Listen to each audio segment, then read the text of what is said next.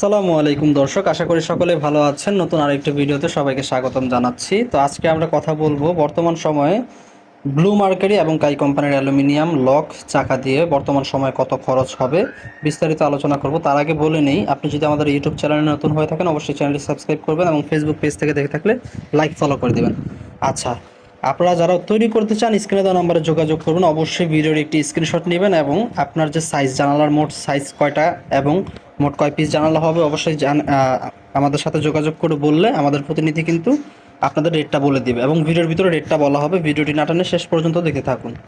আচ্ছা, এই থাই গ্লাসটির ভিতরে ব্যবহার করা হয়েছে কাই কোম্পানির অ্যালুমিনিয়াম ব্যবহার করা হয়েছে এবং প্রিমিয়াম বক্স লক ব্যবহার করা হয়েছে এবং ব্যবহার করা হয়েছে 6 মিলি ব্লু মার্কারি গ্লাস।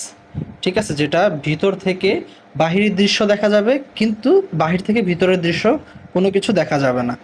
ঠিক আছে,